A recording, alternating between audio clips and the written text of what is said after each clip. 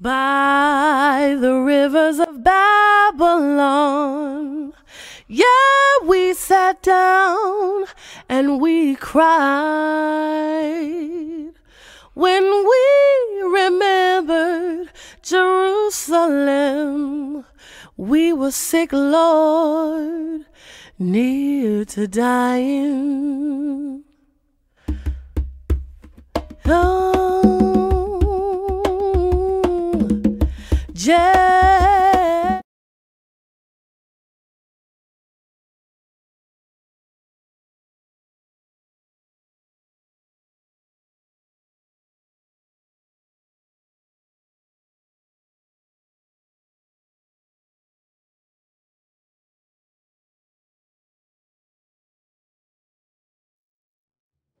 Jehovah shall sit at your right hand. The sun shall not strike you by day, nor the moon by night. Jehovah shall preserve from all evil. Jehovah shall preserve your soul. Jehovah shall preserve your going down and your coming in from this time forward and forevermore. Torah Jehovah. For all things and everything. Food, clothing, and shelter. Torah Jehovah. Oh, Jehovah Eloheinu. Bless this house, the house of D.C.B. Bless us all that are here. Keep us away from the bad man and the bad companion and the bad neighbor, from any mishap, from the adversary that destroys, from a hard judgment, from a hard opponent, whether he be son of the covenant or not son of the covenant. Torah Jehovah. Torah Jehovah, for your goodness and your mercy and your love. Torah Jehovah. Hallelujah. Hallelujah. Hallelujah. Hallelujah. Hallelujah. Praise the mighty Yah. Torah Jehovah. O Shema Yisrael, Yahovah Eloheinu, Yahovah Eloheinu, Yahovah Eloheinu, O Shema Yisrael, Yahovah Eloheinu, Eloheinu, Yahovah. O Baruch Shem Tevo, Mahabuto Leolam, Mahabuto Leolam, Mahabuto Leolam, O Baruch Shem Tevo, Mahabuto Leolam, Leolam Ha'i. O Shema Yisrael, Yahovah Eloheinu, Yahovah Eloheinu, Yahovah Eloheinu, O Shema Yisrael, Yahovah Eloheinu, Eloheinu, Yahovah Echad. O Baruch Shem Tevo, Mahabuto Leolam, Mahabuto Leolam, Mahabuto Leolam, O Baruch Shem Tevo, Mahabuto Leolam, Leolam Ha'i. Ein Elohei, Ein Elohei, Kimo Yahovah, Melech Adonai Leolam, Oseh Tebari Yevemo Yisrael, Amen. Ein Elohei, Kimo Yahovah, Melech Adonai Leolam, Oseh Tebari Yevemo Yisrael.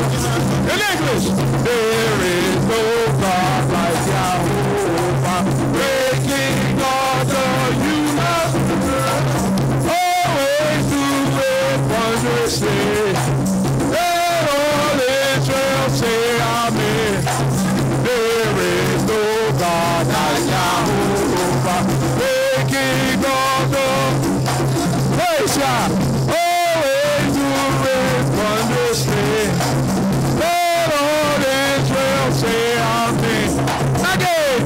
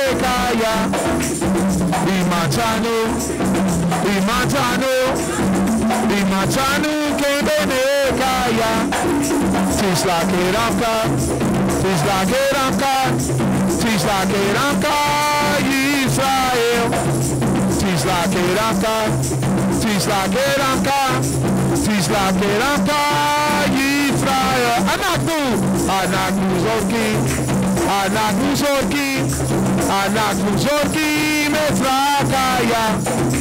אנחנו זורקים, אנחנו זורקים, אנחנו זורקים את זרקיה. כי אתה אלוהי אברהם, יצחק וישראל. מצאנו, מצאנו, מצאנו כבני קיה. מצאנו, מצאנו, מצאנו כבני קיה.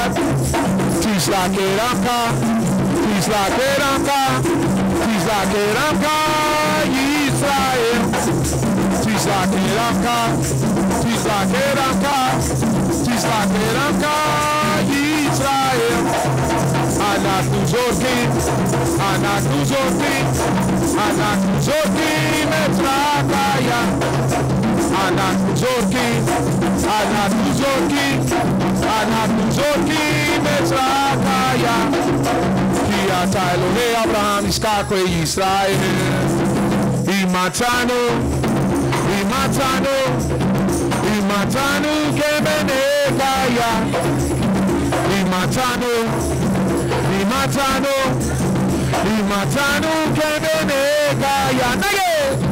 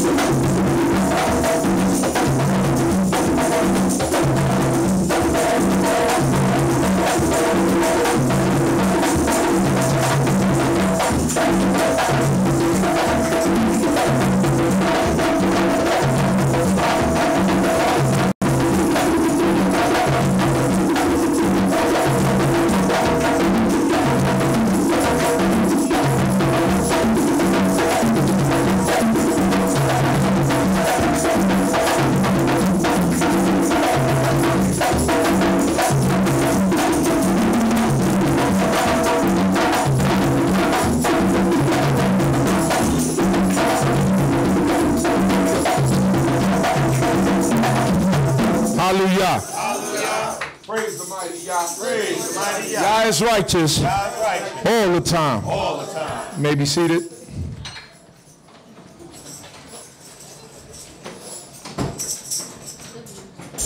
This time we will continue with the service that's left for the afternoon, even the psalm service. First, I'm going to call up my Bain Maozia to come up and read the 79th and the 121st Psalm. What's that? Come on. Give glory to Yah.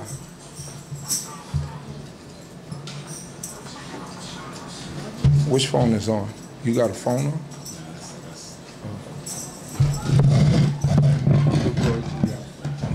First of all, I'd like to give glory to God.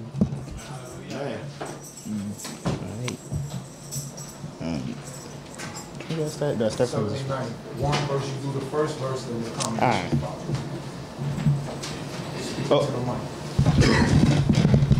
Oh God, the heathen! Oh God, the heathen are come into thine inheritance. They have defiled the holy temple. They have made Jerusalem into heaps.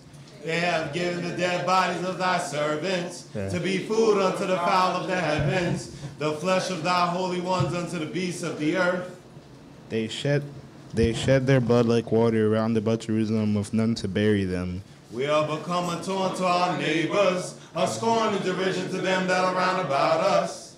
How long, O Lord, wilt thou be angry forever? How long will thy jealousy burn like fire? Pour out thy wrath upon the nations that know thee not, and upon the kingdoms that call not upon thy name. For they have devoured Jacob and laid waste his habitation. Remember not against us the iniquities of our forefathers. Let thy compassion speedily come to meet us, for we are brought very low. Help us, O God of our salvation, for the sake of the glory of thy name, and deliver us and forgive our sins for thy name's sake.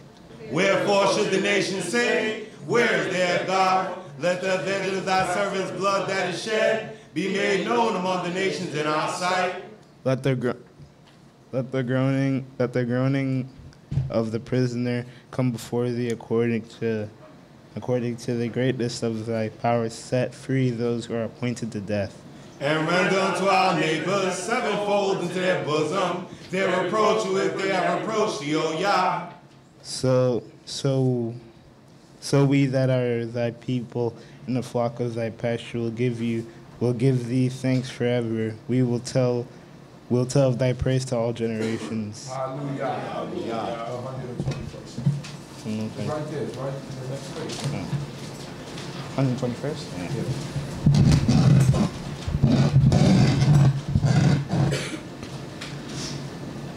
I will lift up mine eyes unto the mountains, from whence shall my help come? My help cometh from Jehovah, who made heaven and earth. He will not suffer thy foot to be moved. He that keepeth thee will not slumber. Behold, he that keepeth Yisrael doth not slumber nor sleep.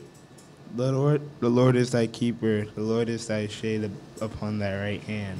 The sun shall not smite thee by day, nor the moon by night. The Lord shall keep thee from all evil. He shall keep thy soul. Jehovah shall guard thy going out and thy coming in, from this time forth and forever. Hallelujah. Hallelujah.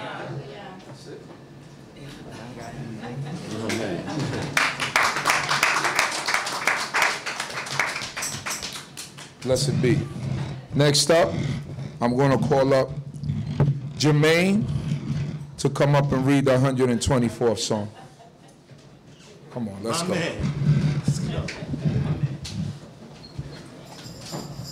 Which one? 124. If I had not. Give glory to God. Hallelujah. Hallelujah. If it had not been the Lord who was for us when men rose up against us. You skipped the line. Just read from the beginning. If it had not been. Oh. You see it? Let me help you out. Right there, from there. 2. Verse. If it had not been. Oh. If it had not been the Lord who was for us, let Israel now say. If it had not been Jehovah was for us, when men rose up against us, Then they had swallowed up us up alive when their wrath was kindled against us. then the waters had overwhelmed us, the streams had gone over our soul. Then the proud waters had gone ever our soul. Blessed be Jehovah, who has not given us as a prey to their teeth. Our soul is escaped as a bird out of the snare of the flowers. The snare. The snare is broken and are escaped. Our help is in the name of Jehovah, who made heaven and earth. Hallelujah. Hallelujah. You don't got Hallelujah. no words? No. Thank God for nothing. Family, friends. Thank God for my family, my friends. You, come on, let's go. I don't know who I call first. Who I call first? Jermaine. Jeremiah. Give glory to God. 148. Hallelujah. Hallelujah. Praise ye the Lord from the heavens. Praise him in giants. Praise him, all his angels. Praise him, all his hosts. Praise ye him, sun and moon. Praise him, all ye stars of light. Praise him, ye heavens and heavens, and ye waters that are above the heavens. Praise him, ye heaven. Oh. Let them praise the name Hallelujah. of the Lord, for he commanded, and they were created. He has also established them forever and ever. He has made the decree which shall not be transgressed. Praise the Lord from the earth, ye sea monsters and all deeps. Fire and hail, snow and vapor, stormy wind fulfilling his word. Fire and hail, mountains and all hills, fruitful trees and all cedars. Beasts and all cattle, creeping things and winged fowl. Kings of the earth and all peoples, princes and all judges of the earth. Both young men and maidens, old men and children. Let them praise the name of Jehovah, for his name alone is exalted. His glory is above the earth and heaven. And he has lifted up a horn for his people, a praise for all his holy ones, even for the children of Yisrael, a people near to him. Hallelujah. Thank God for all things and everything. Hallelujah. Blessed be Yehovah our kid. Our children are our future, and we must get them prepared to do this job. Sometimes it feels like, especially with the generations that we are seeing today, and the road that they're taking, like there is no hope, but there's always hope if we trust in the Most High. That's right. And if we put them in the right path, it doesn't mean they won't get touched here and there, but at least they'll have a foundation of something that they could fall back on, and they'll be able to see and understand that there is a God. That's the problem with society today. It's a godless society. So everything goes. Everything is accepted, so people do what they want to do, and they do how they feel. And what is bad is good, right? And what is good is bad. So when you stand up and you stand against certain things, they talk about you, and they say you're not accepting, and you know you're forced to almost follow the trends in society. And these are the things that are no-no before the Most High God. When the prophets had to go stand before people, you think that the people looked at them in a nice way? The people said, don't talk to us righteous things. He said, but speak to us smooth words. Right. Things that we could digest. But guess what? The medicine that's good for you is not sweet.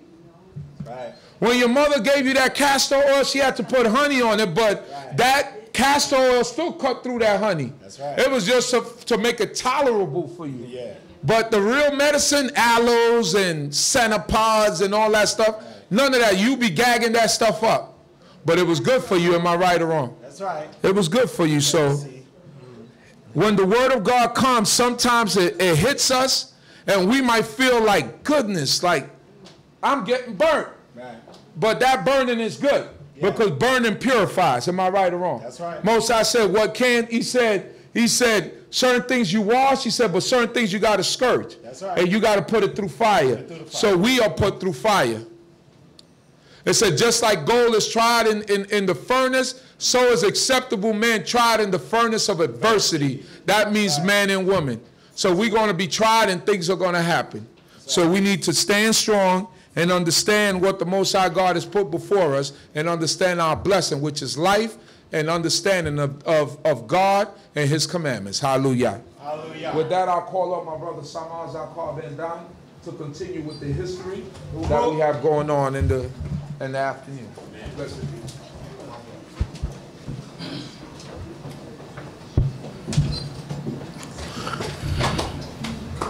First and foremost, just offering all honors, praises, respect, acknowledgement, and thanks unto the great King of the universe, to the God of our fathers, to the God of Abraham, Yitzchak, and Yaakov, thanking him for all things and everything. I read you in the tongue of our forefathers, Shabbat Shalom L'Kol. Shabbat Shalom L'Kol. Please be seated.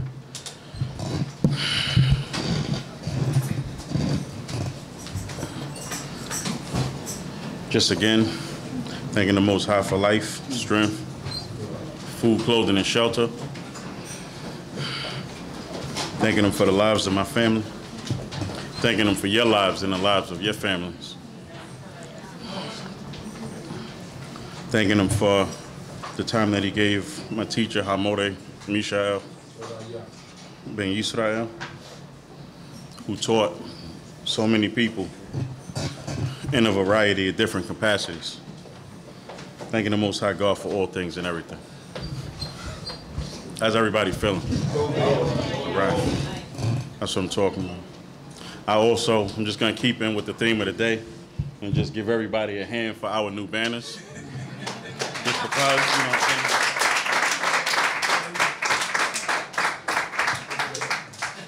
saying? We ain't going to discuss the spelling mistake on one of those banners that we corrected last time that still appeared. We ain't going to talk about that. But just show you, everybody, you always got to talk to Israel more than once.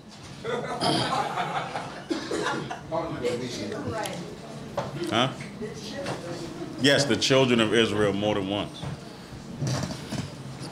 So we're going to continue on in our history. You know, listen to the speakers of the day throughout the day. You know, was some really powerful messages. If you were listening, you really would pick up a lot. You would have picked up a lot if we were listening. And, you know, just the experiences that the Most High God is putting us through in these days and times, He's putting us through things on a daily basis that we're not really prepared for because things like this haven't happened before. But we need to start to get prepared for it because the Most High is putting certain things in our midst and giving us certain jobs, and we really need to prepare for it. You know, it's a funny thing. I know I always talk about this and me and my very unfriendly face that I have, right?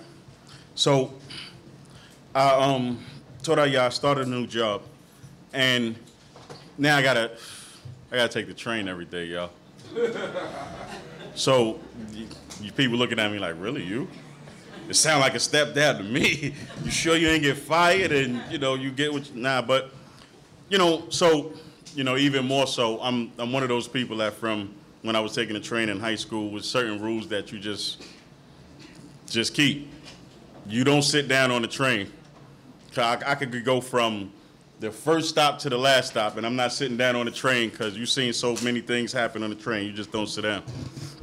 But, you know, so my face is even more unfriendly than this just because the other day I'm getting off the train and I'm walking, and I guarantee you, a whole bunch of people walking off the train, and I saw the guy in the day, everybody, bunch of people walking on the train, and then the guy stops me and says, excuse me, and asking me for directions. And I'm like, all them people that you just passed, that passed you, and you decide to stop me? But, you know, again, it's the Most High God, and I think the Most High God really put things on us where, for whatever reason, how uncomfortable we might look, people seem to feel comfortable with God people. So we just need to keep that in mind when you start to go through some of the things like, you know, Yohanan talked about today, and, you know, those good mornings and just those cheerful moods. We are a people who brighten everybody else's day, whether we realize it or not. And what we don't want to do is we don't want to be God's people and putting a damper when we're supposed to be a light, shining a light for everybody else. That's right. So we're gonna pick back up in the second book of Kings, starting in the 7th chapter. Chief Benjamin had a doozy last week. So, where the Arameans, which are the Syrians, at a certain point they got upset, and now they surrounded the entire. They surrounded. They had the whole city surrounded. Right. Nothing going out, nothing coming in. So for those of us who you know, are city dwellers, when ain't nothing going out, nothing coming in, that means no food is coming in. So like Chief Benjamin read last week, where you had the two women, where they said that the one, they made the deal to eat one person's son last night, and the next night they was gonna eat the next person's son. It just let you know the type of straits that we were in at this point. I mean, just kind of thinking about it logically for a minute. So what? Like a brand new baby weighs like what, 10 pounds, 9 pounds. So this kid was a little wild. My brother was 10 pounds. Your brother was 10 pounds? Yeah. I heard of some 12-pound babies. You know, but this was not a newborn. This was a kid that was there for a while. So let's say this kid was, I don't know, 15 pounds, 3 weeks, 15 pounds. I don't know how you eat a whole 15-pound kid one night and then y'all ready to eat a 15-pound kid the next night. But again, it just lets you know the dire straits that they was in. So we're going to pick it up and so we're going to pick it up in chapter 7, because what actually happens is chapter 6 leads right into chapter 7. We're in the book of 2 Kings, chapter 7. Hallelujah. Hallelujah. And Elisha said, hear ye the word of Jehovah, thus saith Jehovah. Tomorrow about this time shall a measure of fine flour be sold for a shekel, and 2 measures of barley be for a shekel in the gate of Samaria. So one of the things that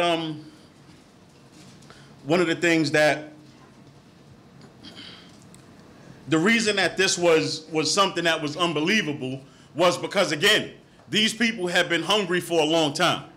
So now, just so that we could kind of wrap our mind around what we hungry, like sometimes you might have cattle around and there still be a famine and you still be hungry because you can't always eat meat. You need things to move things along, if y'all understand what I'm trying to say. So you need the greens and you need the vegetables and you need those grains to keep things moving. And so that's the thing that they didn't have. So when now he's coming and he's saying that there's going to be fine flour, there's going to be flour and barley available, it's kind of like we ain't have food in however long. The Syrians have the camps, has the city surrounded. Where's this food going to come from? That's why when you go into the next verse and you see that it was such a shock, it was such a shock because at no point nobody saw any relief in sight where food was going to be able to come in because the Syrians had the whole city surrounded. Right. Come on. Then the captain, on whose hand the king leaned, answered the man of God and said, behold, if Jehovah should make windows in heaven, might this thing be? And he said, behold, thou shalt see it with thine eyes, but shalt not eat thereof. Right. So that the reason, and that again, we always take the time to point out how you know Israel, because we Israelites, we always got the smartest mouth. Always. So now the prophet, who everything else he said came to pass. Right. So now he says that you're going to have this barley and you're going to have this flour so y'all could, make things like bread and all of those different things. And so the captain of the king's host is like, listen, so what? If God open up the heavens or if God make windows in heavens and all that type of thing, might this thing be? This is like one of those similar statements to, like, y'all remember when Barack Obama first got elected president? Like the first time? And you see all of those memes that said, it must be some pigs flying now because we ain't never thought a black person was going to be president of the U.S. So this is that type of statement. And the prophet said, okay, you're going to see it, but you're not going to be able to eat thereof. Come on. Now there were 4 leprous men at the entrance of the gate. And they said one to another, why sit we here until we die? If we say, we will enter into the city, then the famine is in the city, and we shall die there. And if we sit still here, we die also. Now therefore come and let us fall into the host of the Arameans. If they save us alive, we shall live. And if they kill us, we shall but die. So now you have these 4 leprous men that are right outside the gate. And, with them being leprous, that's the reason that they were outside the gate. Now, again, they hungry too. Right. Because even though they right outside the gate, the Syrians are still all around. So they can't get past. So now they like, listen, we hungry. If we could either go to the Syrians and try to get some food, and if they fall on us, we gonna die. It don't make really too much sense to go in the city because there ain't no food in the city. So we go, but if we stay here, we just gonna starve. So we need to make a decision. And they made the decision that we gonna go to the Syrians and be like, listen, we don't got nothing to do with this. We hungry, so on and so forth. So now, come on. And they rose up in the twilight to go into the camp of the Arameans. And when they were coming to the outermost part of the camp of the Arameans, behold, there was no man there. For Yahweh had made the host of the Arameans to hear a noise of chariots, and a noise of horses, even a noise of a great host. And they said one to another, Lo, the king of Israel have hired against us the king of the Hittites and the king of the Egyptians to come upon us. Wherefore they arose and fled in the twilight, and left their tents, and their horses, and their asses, even the camp as it was, and fled for their life. So now, I just want to talk about, take a minute to talk about how good God is, right? Because you have two scenes. You have the scene on the inside of the camp, in the inside of the city, which is, if you just go back to read chapter 6, verse 32 to chapter 37, to chapter 7, please. But Elisha sat in his house, and the elders sat with him. And the king sent the man from before him. But ere the messenger came to him, he said to the elders, See ye how this son of a murderer hath sent to take away my head? Look, when the messenger cometh, shut the door, and hold the door fast against him. Is not the sound of his master's feet behind him? And while he yet talked with them, behold, the messenger came down unto him, and the king said, Okay, behold. so no, hold on. So now, I want you to understand what's happening. So what's happening is, on the inside of the city, they're all hungry. And the king is upset because remember what happened when Chief Benjamin talked about last week, where they had the Syrians in the city. And the king was like, so what should we do? Should we kill him? And Elisha was like, no, feed him and let him go. So they let the whole army of the Syrians go, and they went away, and then they came back and surrounded the city. So now that's why the king was upset with Elisha, because he was like, you let them go, now they got the city surrounded, and this is why we all hungry. So he sent for them to go take off Elisha's head, because he's upset that Elisha told him to let him go.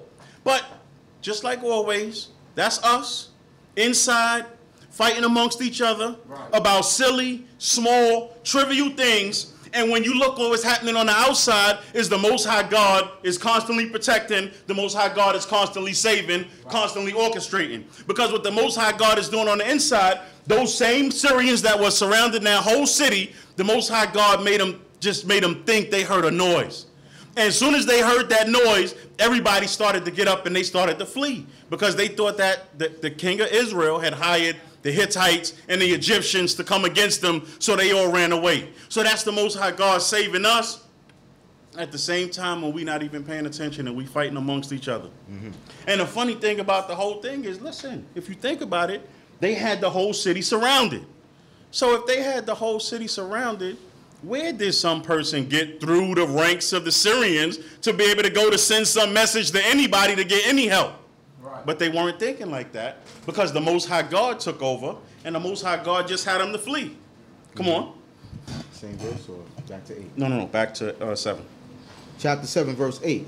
And when these lepers came to the outermost part of the camp, they went into one camp, and did eat and drink, and carried them silver and gold and raiment, and went and hid it. And they came back, and entered into another tent, and carried thence also, and went and hid it.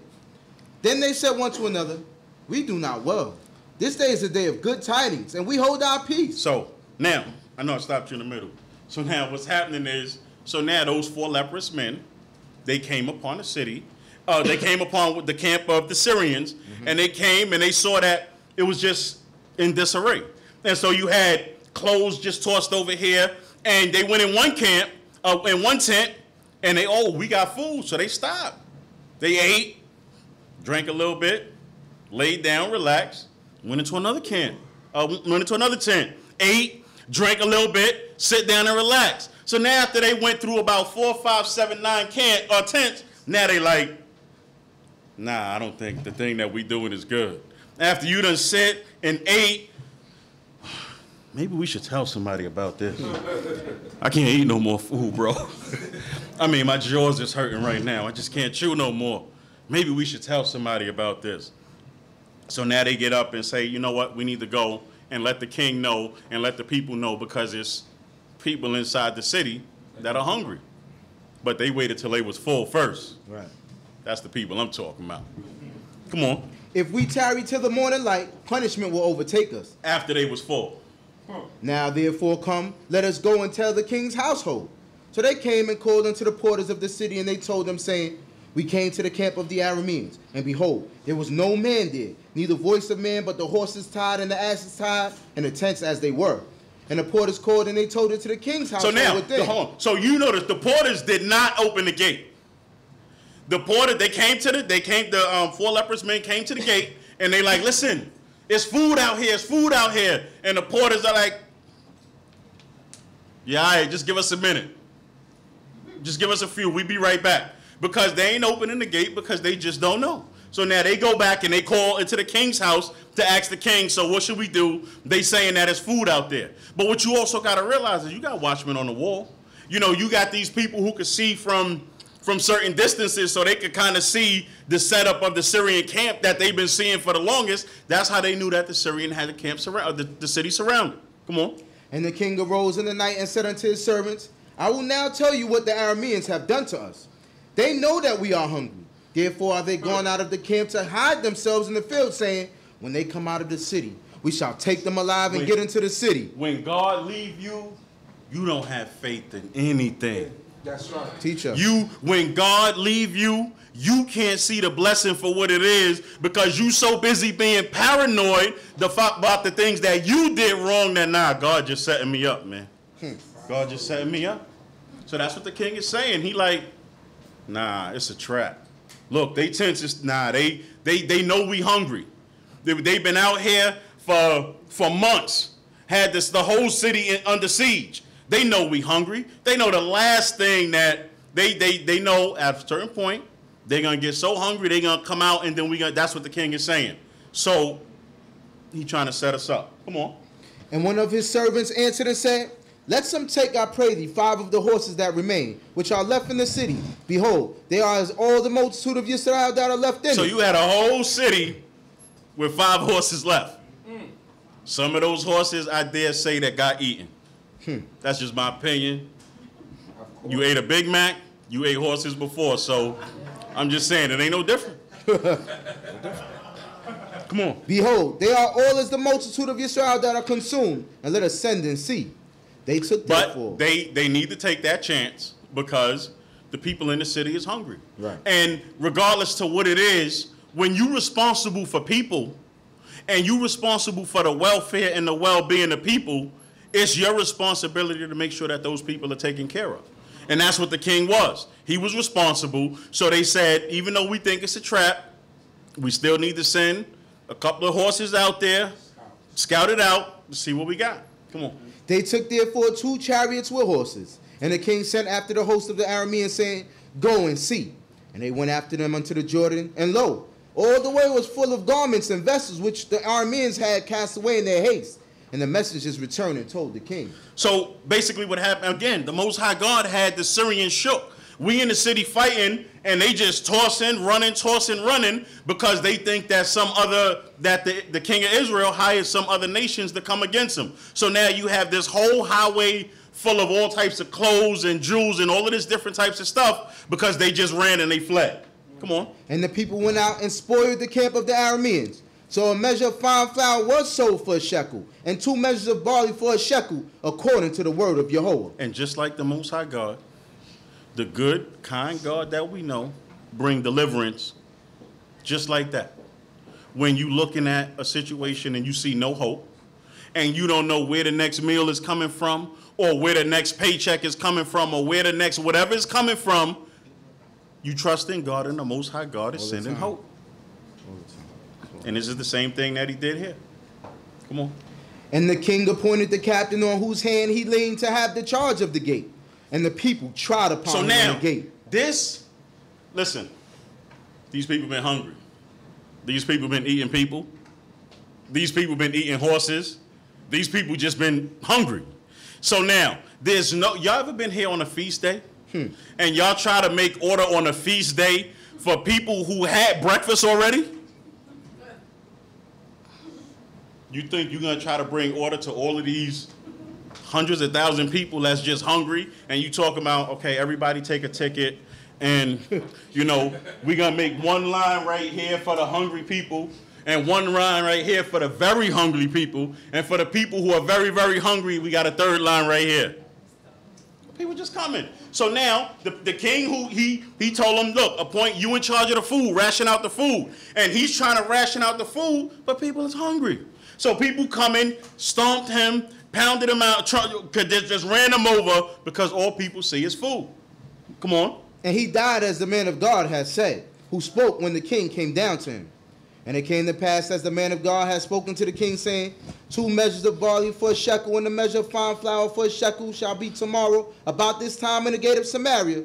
And that captain answered the man of God and said, now, with his smart mouth, behold, if Jehovah should make windows in heaven, might this such a thing be? Well, guess what? Most High made windows in heaven. Can I get an amen? Amen. Come on. And he said, behold, thou shalt see it with thine eyes, but shalt not eat thereof. It came to pass even so unto him, for the people tried upon him in the gate, and he died. So now, it's 2 things that you do not stand in front of. Hungry Israelites and Israelites in a fire. One way or the other. So, come on.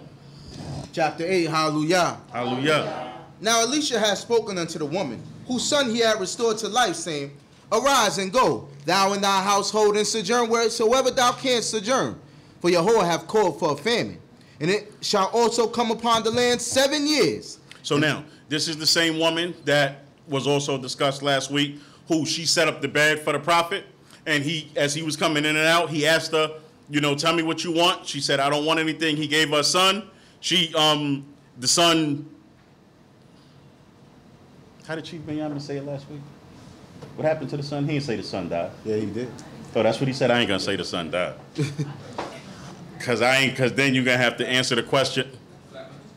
The son flatlined. Yes, the son flatlined. Because we don't want to start dealing with if the son died and then he came back to life and he was resurrected and all of these different things. We don't really want to deal with those types of questions. So the son flatlined and was possibly in some sort of a coma. No coma? Coma don't work either? Spiritual journey. Spiritual journey? No spiritual journey? Listen. That's what I said. The son was there, and then the son sneezed and he was back. Same son. Come on. Verse 2. And the woman arose and did according to the word of the man of God. And she went with her household and sojourned in the land of the Philistines 7 years. Right. So just that quick when the Most High God brought deliverance and he brought them food, just that quick, he told them, listen, I'm about to give a famine for 7 years because Israel wasn't doing right. And one of the things that we need to understand is Israel, when we not doing right, you can't expect God to do the things that we want him to do when we not doing right. Teach us. Listen, I know we God people and all that. I know God is merciful and kind and compassionate and all of those different things. But listen, in order for us to get that, we need to be right before God. Teach us. So, and the reason that Elisha went and forewarned the woman was because that woman was right. So he's like, listen, you need to go away. There's going to be a famine for 7 years. So she went and dwelt in the land of the Philistines for 7 years. Come on. And it came to pass at the 7 years' end that the woman returned out of the land of the Philistines. And she went forth to cry unto the king for her house and for her land.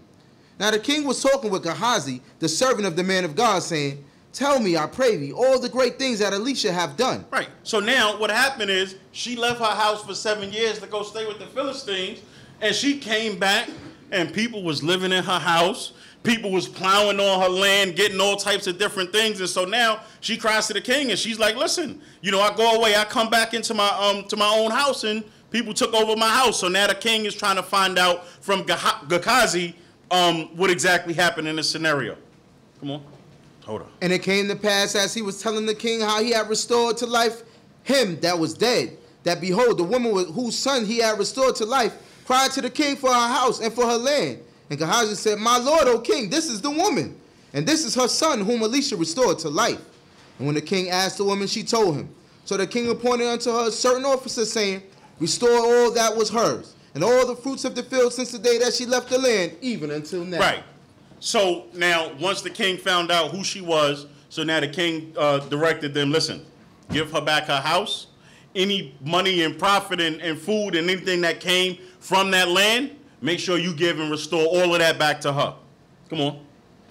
And Elisha came to Damascus, And Ben-Hadad, the king of Aram, was sick. And it was told him, saying, the man of God is come hither. And the king said unto Hazael, take a present in thy hand, and go meet the man of God, and inquire of Jehovah by him, saying, shall I recover of this sickness? So Hazael went to meet him, and took a present with him, even of every good thing of Damascus. Hold on. So Ben-Hadad is the king that was also read about that surrounded the city. Ben-Hadad was the king that sent Naaman to Elisha to be cured of the leprosy. Right. This is that same Syrian king, Ben-Hadad. Now you have Hazael, who's one of the appointees of the king. So now the king is the Ben-Hadad, the king of Syria, is he's sick, and he's saying to Hazael, go to Elisha is in Damascus. He says, go to Elisha and ask Elisha, am I going to be cured of this sickness? Because Ben-Hadad already knows that there's a man of God in Israel, because this is the same one that he sent Naaman to, who he cured Naaman of the leprosy. Same king. Come on. 40 camels burdened and came and stood before him and said. So now, and it shows you, that's the funny thing, is that it kind of shows you the concept in a couple of different ways. The first concept that you kind of see is you see where when you go into somebody and you're asking somebody for something, you don't just come empty-handed. You bring something. You bring a gift. You trying to entreat somebody for something, you bring something. You bring a gift. So now, this is what he sent. He sent, it says, all of the good things of Damascus. He sent 40 camels burdened, full of things, and came and stood before him, and he wanted to know, is he going to be recovered of the sickness? Come on. Thy son Ben-Hadad, king of Aram, have sent me to thee, saying, shall I recover of this sickness? What verse you in? Verse 10. And Elisha said unto him, go, say unto him, thou shalt surely recover, howbeit Jehovah hath shown me that he shall surely die. So now, when you talking to the kings or the king's appointees, a lot of times you can't really just be straightforward like that. So he's asking him, is Ben-Hadad going to recover of the sickness? And Elisha's response was, yeah, it's quite possible that you might recover, but God said you're going to die. So now, Hazael is like, okay, so now how do I give this information back to the king? Come on. And he settled his countenance steadfastly upon him until he was ashamed. And the man of God wept. And Hazael said, because there was more that the Most High God showed him. Come on. And Hazael said, why weepest, my lord? So this is Elisha crying. Elisha told him about he told him that the Most High God told him that Ben-Hadad was going to die. But then Elisha starts crying. And so now Hazael is like, well, why are you crying? Come on. And he answered, because I know the evil that thou wilt do unto the children of Yisrael. Their strongholds wilt thou set on fire, and their young men wilt thou slay with the sword, and wilt dash in pieces their little ones, and rip up their women with child.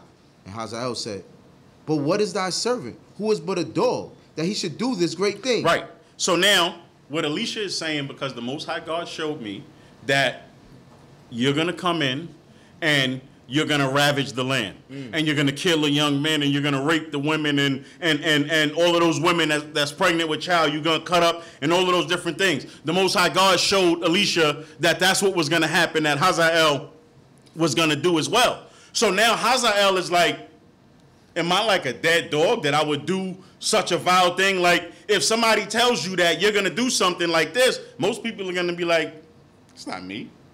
I would never do something like that. But, come on.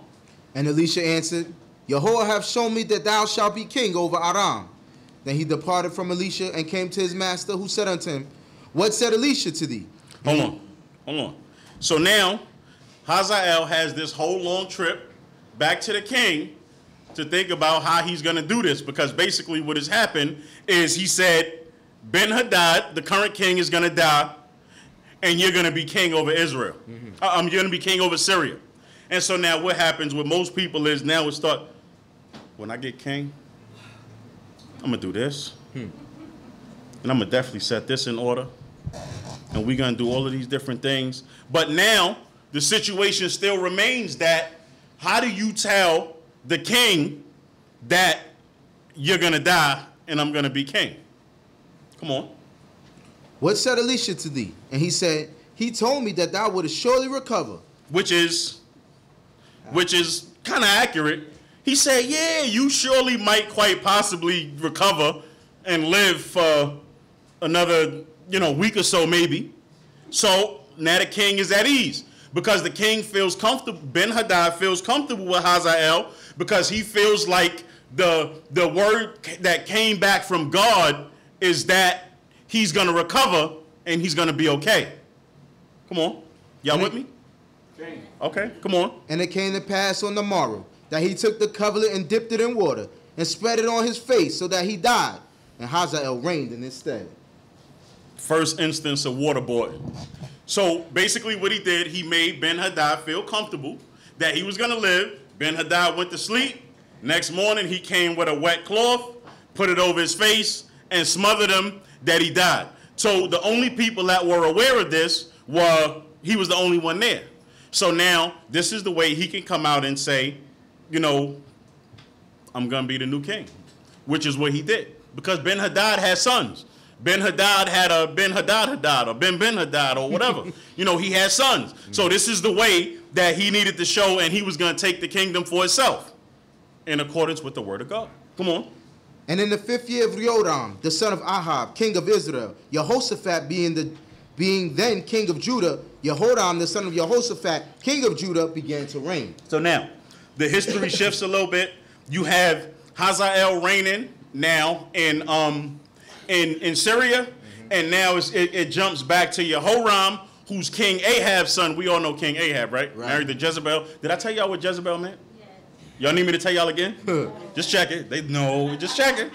Just check it. Make sure y'all still with me. And so now they switching back to this part where you got Jehoram, the king of Israel, and you got Jehoshaphat being the king of Yehuda. And at this point, you're going to have Jehoram, Jehoshaphat's son, the king of Judah, is going to take over. So right now, don't get confused, you got 2 Jehorams reigning. Right. One in Israel and one in Judah. Right. Come on. 32 years old was he when he began to reign, and he reigned 8 years in Jerusalem. And he walked in the way of the kings of Israel, did the house of Ahab. Right. So now, I want to talk about influence for a minute. Teach us. I want to talk about influence for a minute. So, first thing that I want to, when y'all get a chance, just read 2 Chronicles 21. Because 2 Chronicles 21 talks about Jehoram. And this Jehoram, the Jehoram from Judah, oh man, that was a foul dude. Yeah.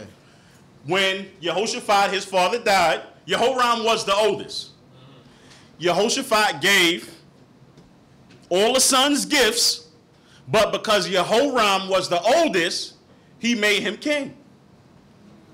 Jehoram wasn't satisfied with being king, so Jehoram went and slew all the rest of his brothers just to make sure to solidify the kingdom, which didn't really make no sense because you was already king. So now, go ahead, keep reading. For he had the daughter of Ahab to wife, and so he did that which is evil in the sight of Jehovah. Right. So now, let's stop for a minute. So now it's saying that Jehoram of Judah married, he didn't follow what his father did, because for the most part, Jehoshaphat was okay. Jehoram followed what the kings of Israel did and what Ahab did, and he actually took Ahab's daughter to wife. Mm-hmm. And I know the theme has been talked about for the last couple of weeks. Surely, you can't, if you are right or trying to be right before God, you can't expect that if you get evil or wicked spouse, that's going to better your chances of being right with God. I know a lot of times we see her and you be like, I think I could change her. No, you can't. The other 13, 15, 19 dudes couldn't change her. What makes you think you can? But I know a lot of times we focus on the wrong thing, as we was, you know, as was introduced to us in the back room this afternoon not too long ago. You know, I'm just going to take this minute to talk about influence and a positive example that we need to be as a people. And the funny thing about a positive example is positive examples start at home. Right. If you wait for your child to get to the point where they're going to go to school in order to learn their ABCs and in order to learn certain things, I guarantee you, you've waited too long. Right. Yeah. Right. If you think that you're going to wait for your child to come to service and let the people who teach at service teach your child, then I guarantee you, you've waited too long. Right. You know, a lot of times, and I know right now we're growing up in a time where I saw a flyer somewhere where they said fathers needed. And it's not that they needed fathers because obviously everybody has a father, else you wouldn't be here. But we're coming up just past an era where fathers fathered children and yet chose not to be fathers. And I know we don't really think about the damage that that type of thing does, but we need to just kind of look at our history over the last 30 and 40 years, and you'll see the damage that comes from a father not being around, or the damage that comes from a mother not being around. You know, my mother was pretty good, Torah Yah. She was able to, you know, raise both of us in the times that she needed to do what she needed to do, my brother and I. But because it was certain things that she couldn't give us, it was certain things that we still lacked. And so I send this out there to have this conversation with a lot of those fathers who still feel a need that, you know, being a father is not really that important. And because I know a lot of times you probably don't think it's not really important. You probably think you just have more important things to do. Can't tie me down. I move around. That's what I do. It'll be all right. You know the song. Papa was a rolling stone. That's me. I'm a rolling stone. Wherever I lay my hat is my home. That's what I do. And never listen to the next line of the song, where it say, and all he left us was alone. Now, I'm not exactly sure if he meant alone like by yourself, or alone like a amount of money that you owe. But either way, those two bad things to be leaving somebody. So if we can take anything from the things that the different teachers are going to come up within the next, because we're going to continue to talk about a lot of these things, and we need to understand that, listen, the importance of being, of creating better families. Because if you don't have good families, you're not going to have a good nation. Because all nations start with families. And if you don't discipline or teach your kid at home, how you expect you to bring your kid to a place like this, and now we have to now raise our kids and your kids? I mean, I got enough problems with my own. We do what we can whenever we can, but listen, everybody has a responsibility here. And your responsibility of your child starts with you. Teach us. And if you didn't want to have that responsibility, then you shouldn't have took the 2 or 5 or 3 minutes that it took to make it.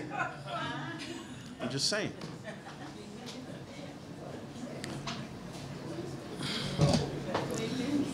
Responsibility is something that we try to get away from. But yet, we still want to act like I got everything under control and my life is together. If your kids don't do what you do, your life not together. If you come to service and you praise God and your kids are somewhere else, your life not quite together. And I say that to say, listen, our responsibility starts at home.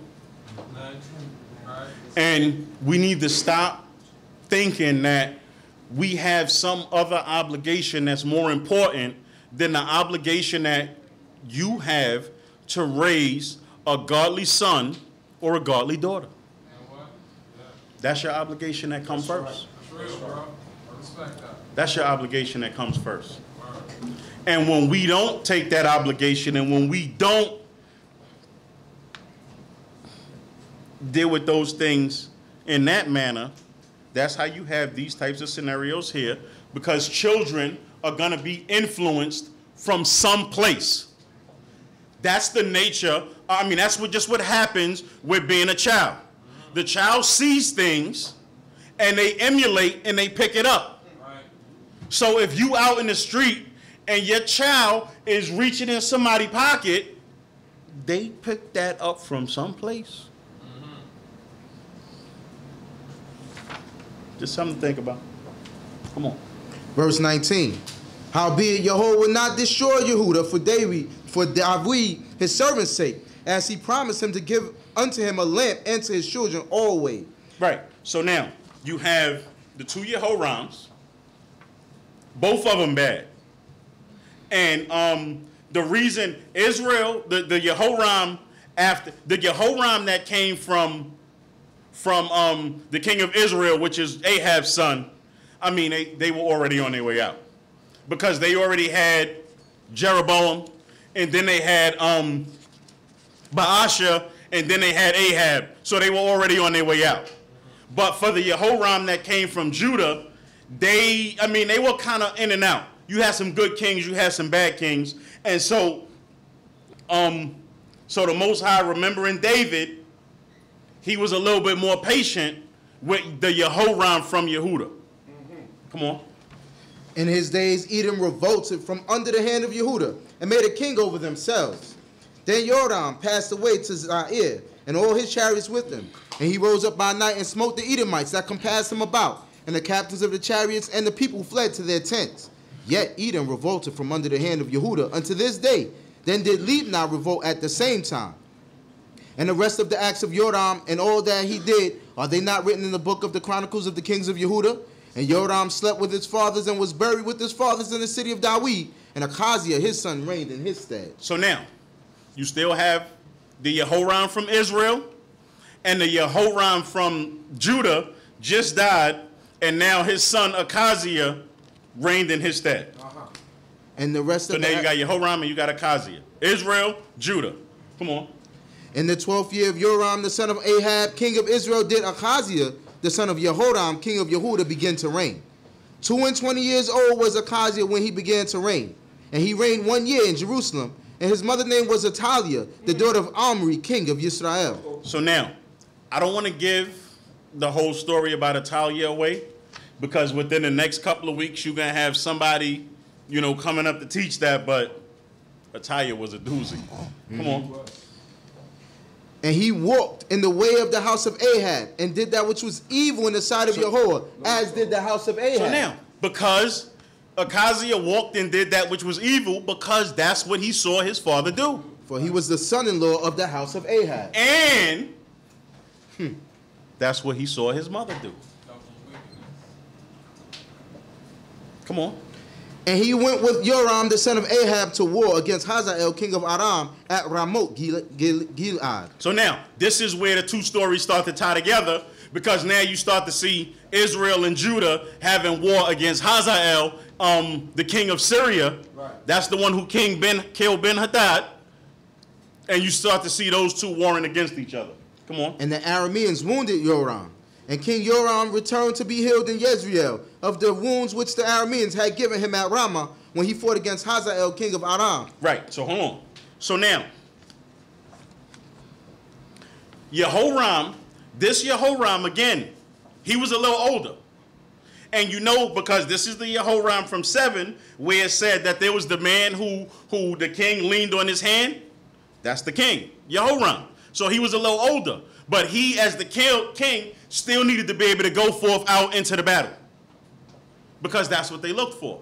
So he went out forth into the battle. I mean, he wasn't necessarily fighting, but he was out there.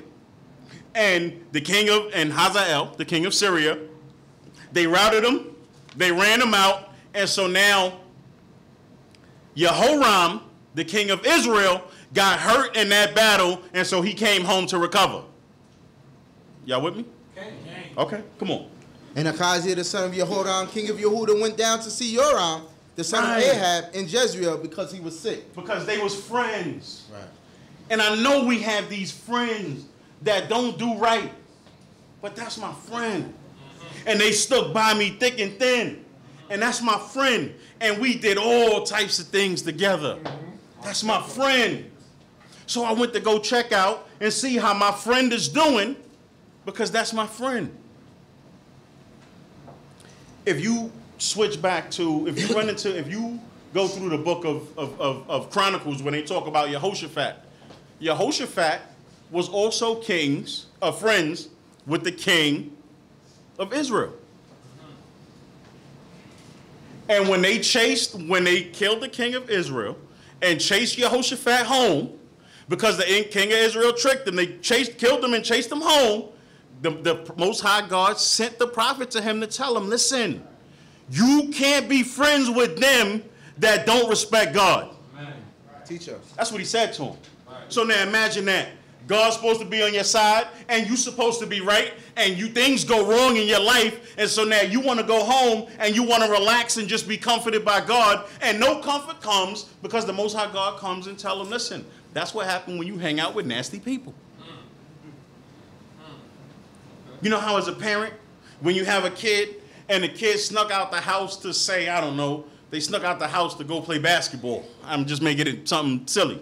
They snuck out the house to go play basketball, and the parent told him not to because he was on punishment, and he was supposed to clean all of the dishes and all of that, and then he got hurt, and he twisted his ankle, and he came limping in the house, and the mother's like, what happened? And he's like, I was playing basketball, and I got hurt. Mom, can you just do this? And she like, that's what happened. You should have went outside. You should have been out there. Fix it yourself. That's how it goes. That's what happened. So just bear this in mind when we get into chapter 9. Oh, that rhyme. Y'all heard that? Come on, let's go. Chapter 9, hallelujah. Hallelujah. And Elisha the prophet called one of the sons of the prophets and said unto him. So now, Elisha getting up there in age too. Come on. Gird up thy loins and take this vial of oil in thy hand and go to Ramoth Gilead. And when thou comest thither, look out there Jehu the son of Jehoshaphat, the son of Nimshi, and go in and make him arise up from among his brethren. Now, listen. If it's anybody, you know, listen, I'm a Joab fan. If it's anybody who come a close second to Joab, it's my man Jehu. My man Jehu. Come on. Come on. And go in and make him arise up from among his brethren and carry him to an inner chamber. Then take the vial of oil and pour it on his head and say, thus saith Jehovah, I have anointed thee king over Yisrael. Then open the door and flee and tarry not. Listen. So Elisha told him, listen, I got a job for you, young man. Dangerous. Listen. So you need to go. You need to find Jehu. Take him in the back. Talk to him. Tell him, listen. So the Most High God, you're going to take this vial of oil. The Most High God has made you king over Israel. Drop it and just go.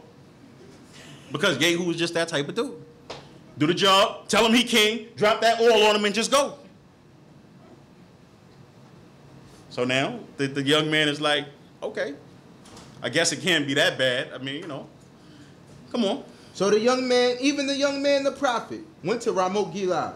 And when he came, behold, the captains of the host were sitting. And he said, so now, you got to kind of look at the scene here. it wasn't just Jehu there. It was Jehu, who was a captain of the host, and then it was a couple of people playing around a table, and they was all sitting around a table. So if you could imagine one of those like old westerns or something like that, where you got the men sitting around the table and they drinking, and you know they playing poker or something like that. Remember the scene in what's the movie? What's this movie? Marked for Death. When Screwface and they was around and they was playing dominoes. Yeah, yes. That's Jehu. That's what I'm trying to tell you. That's Jehu. So they all sitting around, and now he needs to go into this saloon type of area and talk to Jehu. Come on. Young man now. Young dude. Like 21, 22. Just starting to be a prophet. I want to be a prophet. I want to be a prophet. Okay, here your job. I don't know if I want to be a prophet this bad. Come on. And he said, I have an errand to thee, O captain. And Jehu said, unto which of us all? And he said, so hold on. So obviously they was all captains, because the young man came in and he's like, I got an errand for you, O captain. And Jehu was like, okay. Which one? Which one you want to talk to, young man? Come on. And he said, to thee, O captain. To you. And I need to have a conversation with you. I want to tell you, no disrespect. I'm sorry to disturb your domino game. So y'all remember that tonight, when we having a domino game, don't be coming in here disturbing no domino games. I'm just putting that out there in the ether, just so y'all know. And he arose and went into the house, and he poured the oil on his head and said unto him, thus saith Jehovah, the God of Yisrael, I have anointed thee king over the people of Jehovah, even over Yisrael. Right. And thou shalt smite the house of Ahab thy master, that I may avenge the blood of my servants the prophets. I don't remember all of this coming from Elisha, but this, I guess he wanted to make sure he did the job right. Come on. And the blood of all the servants of Jehovah at the hand of Jezebel. All that. For the whole house of Ahab shall perish, and I will cut off from Ahab every man-child, and him that is shut up and him that is left at large in Israel. And I will make the house of Ahab like the house of Jeroboam, the son of Nebat, and like the house of Baasa, the son of Achiah. And the dogs shall eat Jezebel in the portion of Jezreel, and there shall be none to bury her. And he opened the door and fled. So he went through a whole long conversation, anointed him with the oil. Listen, you're going to do this, and you're going to do this, and you're going to do all of these different things, and then he bounced. Come on. Then Jehu came forth to the servants of his Lord, and one said unto him, tell me this not the, listen, just listen to how he gonna read it, and tell me that Jehu is not like the coolest dude ever. Come on. Is all well? Wherefore came this mad fellow to thee? And he said unto them, you know the man, and what his talk was. And they said, it is false. Tell us now. Right. So this is what happened. So Jehu came back inside, right? After the dude just fled. And so Jehu came, Jehu was calm, right? So Jehu sat down. With my drink. Pour my drink. So now the rest of them is like, what would happen? What did he say? And Jehu was like, come on, listen. It's not even that serious. You know how these young men do sometimes, and they over here and they just be spouting off at the mouth. And one of the other dudes was like, it is false. Tell us what he said. Meaning in these terms, yo, Jehu, you fronting, man. Hey, yo, Jehu, you fronting. That's not what happened. Tell us what happened, Jehu. Tell us what happened, bro. Right. Go ahead. And he said, thus spoke he to me, saying, thus is not something about me being king or something like that. Go ahead. Thus saith Jehovah, I have anointed thee king over Israel. Then they hastened and took every man his garment. Hold on. So Jehu was like, yeah, he came and he said, Jehu, something about a king and anointing, and he had some type of oil, I think it was like Blue Nile. Pour some oil on me, said something about being king or something about being king. I vaguely remember hearing something like king. Like he said king. Like king. Something about being a king or something like that. Go ahead. Then they hasted and took every man his garment and put it under him on the top of the stairs and blew the horn, saying, Jehu is king. Jehu is king. Jehu is king. And Jehu was like, yeah, Jehu is king. You know what I'm saying? I like this. Yeah, blow that trumpet again, bro. Yeah, say Jehu is king again. Hey, yo, bartender, sweetheart, you know they say Jehu is king, right? You know who Jehu is? I give you a hint. He got 2 thumbs. This guy. Jehu is king. That's my man, yo. Come on. So Jehu, the son of Jehoshaphat, the son of Nimshi, conspired against Joram. Now Joram Just that quick. So now Jehu is king, and that's all you need. Listen, all you need to do is blow up somebody's head and just give them a little inkling, and oh man, they gonna go. And that's what they did. And that's what Jehu did. Come on. Now Joram had been guarding Ramoth Gilead. Right. He and all Yisrael, Right. because of Hazael, king of Aram. Right. So now, now remember, this is all in Ramoth Gilead. He's not that far away. Yehoram is in the he's in the castle. He's sick. He's wounded from the battle that they just had with Syria. Right. Jehu and the rest of the captains, they sitting there and they drinking, partying, thinking about whatever it is.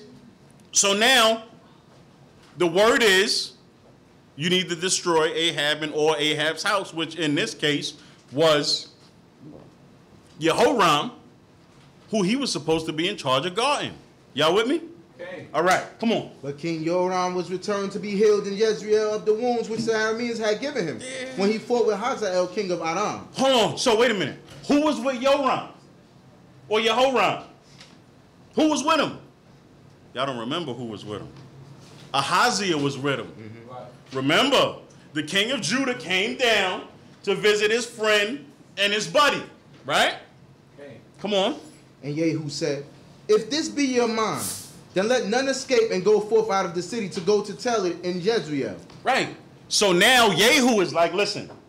So y'all pointed me, king. This is what we're going to do. So now, if you with me, what y'all need to do is y'all need to make sure we're going to surround this city. We're going to handle this business.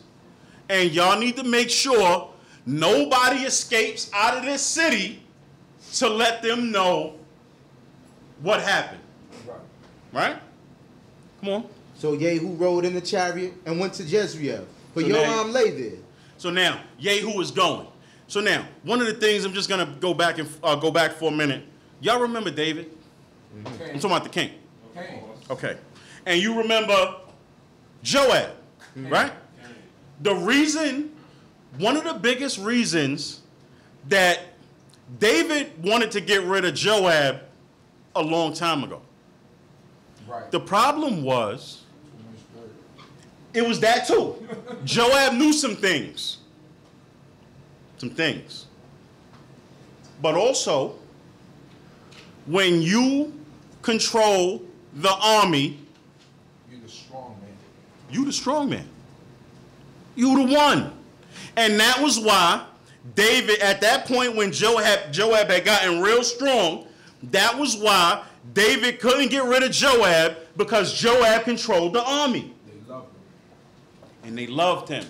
Why? Because even though at a certain point, David stopped going out with the army. Right. But Joab was still going. Right.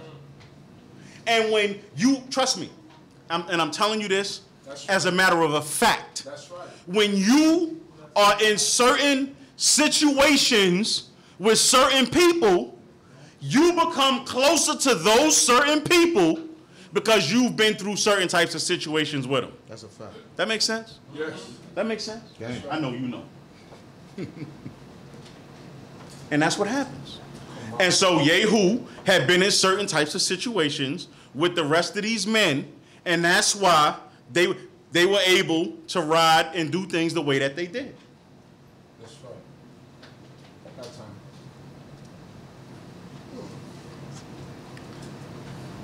Come on. Verse 16. So Jehu rode in a chariot and went to Jezreel. So now, Jehu right on his job. Let's go. Come on. For Joram lay there, and Achaziah, king of Yehuda, was come down to and see he knew Joram. he was hurt. And he knew he was hurt. Come on. Now the watchman stood on the tower. And Now the watchman is the person who's on the top of the wall, and they watching everything that's going on.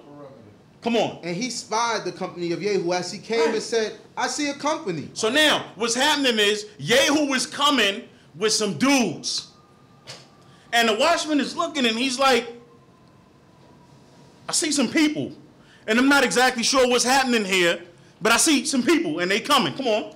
And Yoram said, take a horseman and send to meet them, and let them say, is it peace? Listen, so we're not exactly sure who this is yet. Grab one of the young men, get him on a horse, let him go out there and meet this company and see if it's peace. So now what's going to happen is the young man is going to ride out on a horse. The watchman is going to look, and he's going to watch to see what happens to this young man that's riding around on a horse to meet somebody, to meet this crew.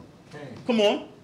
So they went one on horseback to meet him and said, you notice how all of the young men get just the baddest, worst jobs? Yeah. He had the young man had to go talk to Jehu. Young man, imagine that. Somebody telling you like, listen, yo, listen, it's man, yo, you dead wrong. Yo, it's mad dudes coming up Hamilton Avenue. I mean, it's just mad people. They'll tell you, go outside. Go meet them dudes and ask is everything good. Come on. Thus saith the king, is it peace? So now that's his thing. Go ask, thus saith the king, is it peace? Come on. And Jehu said, what hast thou to do with me, with peace? Turn thee behind me. Listen, Jehu said, listen, my man, so he came up and he asked him like, yo, is there peace? And Jehu was like, peace? What you know about peace, boy? Get in line. They know Jehu. Jehu is the captain of the guard. Right. Get in line. Peace. Peace. Get in line. Let's go. Come on. And the watchman told, saying, the messenger came to them, so but now he's like, not back. Listen, he went, we seen him, but now he just never came back. Come on. Then he sent out a second on horseback who came to them and said, send another one. Thus saith the king, is it peace? Ask him again, is it peace? Come on. And Jehu answered, what hast thou to do with peace? Turn thee behind me. Tell me this dude ain't the coolest dude since sliced bread. He said the second dude comes, and the second dude is like, is it peace? And Jehu is like, is it peace? Man, you better get in line before you get a piece of these hands. Get in line, boy. Let's go. Come on. And the watchman told, saying, he came even unto them, and cometh not back. Two of them went, and now, I mean, and nobody came back. I don't know what to do. Come on. And the driving is like the driving of Jehu, the son of Nimshi, for he driving furiously. This look like Jehu. We've been out there with Jehu, and I'm just telling you, this look like Jehu. Jehu is in chariots on the horses, just. And that's our man. He going fast, and he dude coming back. What is there? Get in line. He going. Jehu in front of everybody else. Everybody coming up behind, bringing up the red. This look like Jehu. Come on. And Yoram said, "Make ready," and they made ready his chariot. Listen, everybody, get ready. I don't know what's about to go down, but something about to go down. So everybody, look. Let's just get ready, and we need to figure this out. Come on. And Yoram, king of Israel, and Hazael, king of Yehuda, went out each in his chariot, and they went out to meet Jehu. So now. Listen, so they went out. You could tell that they was out of touch. They went out in the king's chariot. They probably went out with the royal king robe on. This dude don't know who I am, man. Right. Let me go talk to this dude. Yeah, put your robe on. Put your king robe on. Go out here in the chariot and just have a conversation with this dude because obviously he don't know what's under. He don't understand what's going on. He don't know what he's dealing with. Come on, let's go. Come on. And they went out to meet Jehu and found him in the portion of Naboth, the Jezreelite. And it came to irony. Yeah. Irony. Come on. And it came to pass who did this portion? Moray Yitzhak did the portion, right? Come on. And it came to pass when Yoram saw Jehu that he said, is it peace, Jehu? So now, obviously, Yehoram didn't get the hint. So he's like, he's coming up on him. They close, and he's like, Jehu, is it out of touch? Is it peace? Peace? Bro, come on. And he answered, what peace? So long as the harlotries of thy mother, Jezebel, and her witchcrafts are so many. You talking about a harsh burn? Yeah. That's a harsh burn. Yeah. Peace. Your mama's a hoe. Look at her witchcrafts and harlotry and peace. No, whoredom. Yeah, your mother's a whoredom. Right.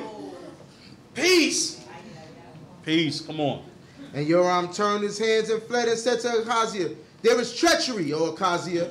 And Jehu drew his bow with his full strength. So now he's like, listen, this ain't going to go well. Ahaziah is treachery. Let's go. Jehu drew his bow with full strength. Now, mind you, he's still on his chariot going. Come on. And he smote Yoram between his arms. So Yoram is going on his horse and his chariot. He's going, and Jehu is like, right in the back. Come on. And the arrow went out at his heart, and he sunk down in his chariot. Right in the middle. Came in the back, went right through, and he just slumped down right in the chariot. Come on. Then said Jehu to Bidkar, his captain, take up and cast him in a portion of the field of Naboth the Jezreelite. For I remember how that when I and thou rode together after Ahab his father, Jehovah pronounced his burden against him. Surely I have seen yesterday the blood of Naboth and the blood of his son, saith Jehovah. And I will requite thee in this plot, saith Jehovah. Now therefore take and cast him into the plot of ground according to the word of Jehovah. Irony. Because this is the same plot that his father Ahab took from Naboth when Jezebel conspired with the two evil witnesses to say that Naboth cursed God. And I remember the question, I think the question was asked, or it was discussed, where they was like, well, the field wouldn't have become his anyway because the field would have became his son's. But if you read it, it said the blood of Naboth and the blood of his sons, which seems to give the impression that they not only killed Naboth, but they killed his sons as well, because that's the only way that you would have been able to take claim to that land is if there was no next of kin. That's right. So that's what the text seems like to me. And talk about the irony of it, that after they killed Ahab's son, they tossed him right in that same plot where Naboth's blood came and was drawn and went right into the ground. Come on. But when Ahaziah, the king of Yehuda, saw this, he fled by the way of the garden house. That was his friend. And Jehu he was just coming to visit his friend. And Jehu followed after him and said, smite him also in the chariot. And they smote him at the ascent of Gur, which is by Eblim. And he fled to Megiddo and died there. Isn't that what you talked about this morning? When you hanging around with evil people, when God come to visit, God visits everybody. Correct. Everybody. Teach us. So I'm not saying we shouldn't have friends. Right. But listen, when you with somebody, just like was spoken about this morning, you hanging out with them and y'all good and you just don't have what it takes in you to tell them that they wrong and you still hanging around them and y'all still tight. I mean, me personally, I don't know how you could be tight with an adulterer anyway. I don't know how you can be tight with an adulteress anyway. I don't know how you can be tight with a murderer or a rapist or a pedophile anyway. How you get tight with them? But just like you see, that was his friend. And when the Most High God sent judgment, and you know that that was God sending judgment, Jehu was judgment, because that's what God told Elisha to tell a prophet to do. And that's what Jehu's job was. Judgment. So when God brought judgment, everybody who was hanging out with the person to be judged, everybody got it. Come on. And his servants carried him in the chariot to Jerusalem and buried him in his sepulchre with his fathers in the city of David. And in the 11th year of Joram, the son of Ahab, began Ahaziah to reign over Yehuda. And when Jehu was come to Jezreel, Jezebel heard of it. And she painted her eyes and a tie in her head and looked out the window. So now, I'm going to just touch on this for a minute. This whole painting her eyes thing, right? So, I'm going to just say this. And you take it however you want it. If this whole concept of her painting her eyes right before you know, she was preparing herself for what was going to be this battle, and right before she was going to be doing these prayers before her gods and all of that. And if you want to, just so you don't think I'm making it up, if you want to reference it, they also talk about that's exactly what Israel and Israel started to do when they went out to, right before they were about to go out to serve false gods. There was that ritual where they went and they painted their eyes and all of those different things. Teach us. So now, that whole blue makeup, eyeliner, all of that stuff, I think that for those of us who may do it, we really need to look at this scripture and the scripture in Jeremiah and just reconsider it, because that was clearly something that they did right before they were about to start to go out to worship for their gods.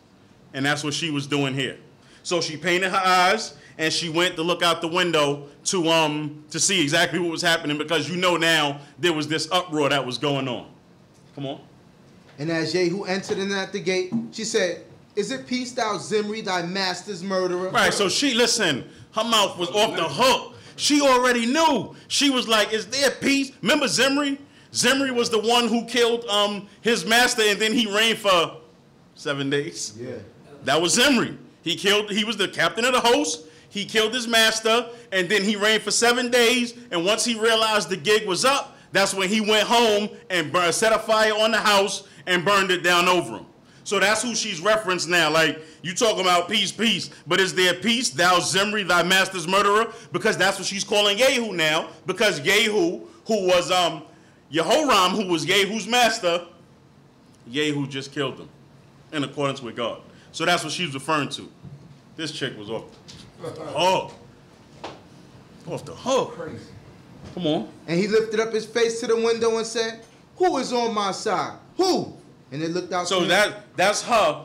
All she talking, but she all the way up top and on the wall, up top in the window. You know those Israelite thugs that want to, Facebook thugs and Israelite window thugs. Yo, if you was up here right now, ooh, yeah, that's what she was doing.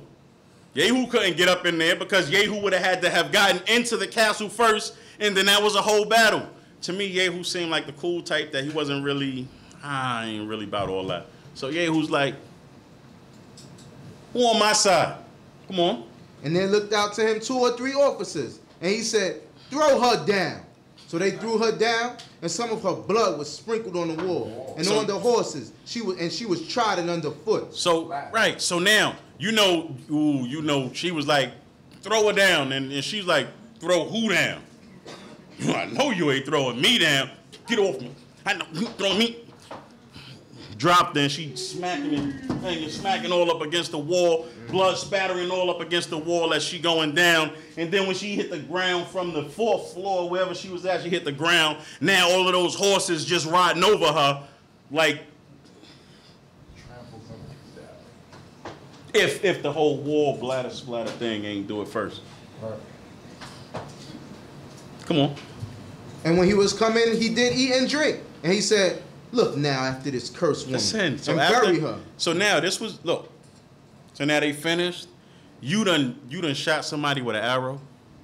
You done chased the other king. I mean, shot a king. You done chased the other king and had the other king killed. All in a day's work. Who want to get something to eat? Got something to eat. They sitting down and they get something to eat and they thinking about it. Come on. He said, "Look now after this cursed woman, and bury her, for she is a king's daughter." Right, so now he's like, yeah, you know what, I mean, you know, Jehu, maybe you shouldn't have had them throw her all the way down. Yeah, you know what, just, you know what, just go ahead and go grab her and bury her, because, I mean, she is a king's daughter, by the way. I mean, she is a princess, because she was the daughter of the king of the Zidonians. Yeah, So just go ahead, pick her up, get off the ground. I mean, and, yeah, whatever. Show her some sort of respect. Come on. And they went to bury her, but they found no more of her than the skull and the feet and the palms of her hands. Wherefore they came back and told him, and he said, "This is the word of Jehovah, which he spoke by his servant Elijah the teach by, saying, In the portion of Jezreel shall the dogs eat the flesh of Jezebel, and the carcass of Jezebel shall be as dung upon the face of the field in the portion of Jezreel, so that they shall not say, this is Jezebel. Hallelujah. Hallelujah. Right. So she they went back to bury her, and there wasn't nothing left except a skull and some hands and some feet. Because you know those African wild dogs that you see on those National Geographics, all those, they came through, just like God said years earlier. Just like God said, the dog's going to eat up her blood in the portion of Jezreel, and that's what happened. So the African wild dogs went, ate up all that, and the only thing that was left was a skull and some hands and some feet. How y'all like this history? Great. I thought it was pretty decent. Thought it was pretty cool. God is good. All honors, praises, respect, acknowledgement, and thanks I offer unto the great King of the universe, to the God of our fathers, to the God of Abraham, Yitzchak, and Yaakov, thanking him for all things and everything. Shabbat Shalom L'Kol. Shabbat Shalom.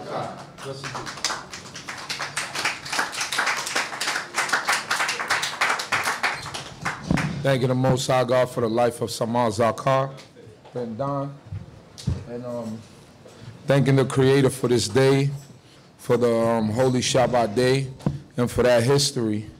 As we see the history, our people was not an easy people, and the things that they did. You know, Jezebel was a queen in Israel. She was a queen, although she was a Sidonian. She was married to a king. And if she's the wife of the king, she's the queen. But she brought so much evil and wickedness in the midst of us and caused us to go astray with her behavior and the practices that she did. You see, at the beginning, as we read it in the book of Deuteronomy, as we going into the land, the Most High God commands us to get rid of all of those nations that are inhabiting the land of Canaan. And this is a result of us not getting rid of them. Now we picked up their ways, their customs, and the things that they're doing. So she was a Zidonian. They were worshiping Baal. They were worshiping a god named El. Now the whole contrast with El and Baal, I'm going to explain it next week when I do the portion next week, because the Canaanites were worshiping El. And if we think about Noah, right? We understood that Noah worshiped the Most High. Am I right or wrong? We know that he worshiped the Most High God. So in turns, he had to teach his children how to worship one God. So when he taught Japheth the worship of one God. When he taught Shem, he taught him the worship of one God. When he taught Ham, he taught him the worship of one God. But what happened? As time went down, each society and each group of people, as they start multiplying and they start getting bigger and bigger, and each one of these sons became different nations, the concept of one God went from monotheism to polytheism. Right. So thus you got the Canaanites. When you look at the Canaanite history, their God name is El. That's their main God. So that makes sense, because remember, our language is a Phoenician language, which is a Canaanite language. So when you look at when they excavate and when they find different names of gods, like for example, the Canaanite god of the sea is Baal Yom Baal, or Baal Yam, god of the sea. So how do we say sea in Hebrew? How do we say the Red Sea or the Sea of Reed? Yam Suf, right? The God of righteousness in Canaan is Baal Zadik. How do we say righteousness in Hebrew? Zadik. So these are all different. These are all different gods of the Canaanites, and the Canaanites worshipped a lot of different gods. But they had in their pantheon of gods and all these little gods, El was their main god. So now it makes sense when the Most High God says, I am your Elohim, because Elohim also could be plural in our language. But the Most High God took it and made it singular. He said, I am the Elohim. You know what I mean? I am your Elohim. And he made that singular, meaning I am the amalgamation of all those powers. I'm all of that. You understand what I'm saying? Because the Canaanites worshiped different powers, and they had individual names for each one of these powers. So going back to the point, you know, all these men understood that there was one God. As they went along, as Ham came to Canaan, Canaan began to develop a society of polytheism, and they made a god out of everything. They made a god out of the water, they made a god out of the skies, they made a god out of anything. As you walked around, righteousness of a god of the heavens, a god of this, a god of that, you know. And then they belief was that El was the main god, and all the other gods was part of the pantheon of gods. And that's where they get that henotheism, where they talk about El or Yahweh is an avatar of El, meaning that he's a lower god in the pantheon of gods, when you got El sitting as the main god. But we understand El to mean power. And when we say El, we talking about Yahweh. Right. You know what I mean? That's the only El we know. And that's the only El that exists. You know, so we don't couple them with any other. So once we got that understanding that we see as different societies develop, this is the kind of stuff that began to prevail in those ancient societies. That's why the Egyptians have so many gods. That's why, and they used to call us deprived because we only had one God. And they had a God for everything. They had a God of the flies. They had a God of everything. You know, so those are important things to understand. They started out as monotheistic, but then they got corrupt. Because, you know, coming out of that ark, Noah was not teaching them to work the worship of many gods. Right. You know, Noah was teaching them that there was only one God. And if the earth, and every one of these societies have a flood story. You know that? The Epic of Gilgamesh, you got the Egyptians have a flood story, that the earth, they all understood that the earth was flooded out. So somebody had to teach them that. That came from somewhere. That wasn't just something that happened. If all these societies have this history that there was a flood, that there was a great flood that destroyed the earth, then that means that Noah passed it down to his children, and from Noah, it was passed down from his children to the generations that came after. Amen. And although you hear the flood stories and all these, there was this flood that came and destroyed the earth. They all knew that. They all understood that. They all understood that. So just like they had the concept of one God, and when you look at most of these societies, they will have one supreme God, and that's always where you know that the genesis of everything came from, because Noah taught his children that there was only one God. Amen. But our imaginations and the children's imagination began to run wild, and they began to create other gods and started putting or giving different names and attributes to different gods. That's why when the Most High God told us that we left Egypt and we going into Canaan, he said, don't pick up the customs of the people. He said, don't have mention of the names of their gods out of your mouth. Because he understood that this will set us back. We came from a society, a polytheistic society, which was the Egyptians, and now we going into a land that they worship many gods. So he told us, don't pick it up. Amen. Do away with them. Do away with their places of worship. Don't even inquire of them, because you're going to get caught up. But you know, Israel, we do what we want to do, and we follow in the ways of the people, and that's how we fell into trouble with the Most High God. So hopefully we ready? Hopefully we got something out of the day. We thank the Most High God for this day, and I'm thankful that we're able to see the glory of the Most High even in these times. You got so many things that hold us back and that set us back as we begin to see all of the things that people do and the ways that people are going down. Always put your faith and your trust in the Creator. Never allow yourself to be pulled away from what's right. People try to pull you every which way. You know, the funny thing is, people want you to conform to something that's not right. It's like people go and say things like, well, you know, so-and-so did this, but you know, that's your son, that's your daughter. You know what I'm saying? So, you know, the love is unconditional. Who said that? Who said love is unconditional to someone that's wrong? Amen. Amen. How can your love be unconditional to someone that has wronged you? You got sons that have shot fathers, so that father love is unconditional.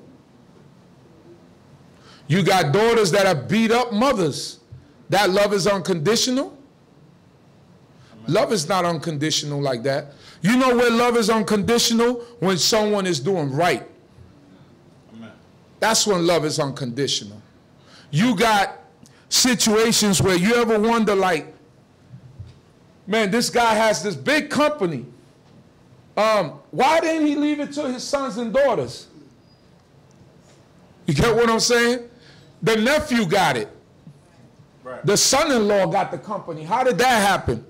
Because obviously those children were not worthy of getting that business. Right. It's not automatic that you pass it down. It's not automatic that you do certain things. Why? Because you have to see where the good is at and where and the people that are walking in the right path. This thing, I always say, Israel is not, there's no nepotism in Israel. That's not the way it goes. Amen. You know, when we have these congregations and we're teaching people, the job or the position go to the people that are fit. It's not about favoritism and who is this and who is that. It's the people that are fit to do the job. And that's the way that we're supposed to walk with it. So it is with our sons and our daughters. You don't give them things that they don't deserve. I believe that there's a proverb or somewhere in Ecclesiastes where it says that a man works all his life to build wealth.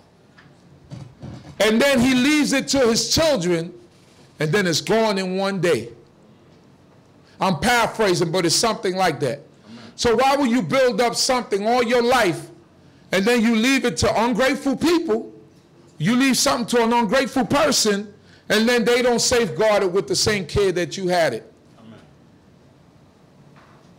It's like you got all this great stuff and your son or your daughter's not into it. Why would you leave it to them? They're not going to appreciate that.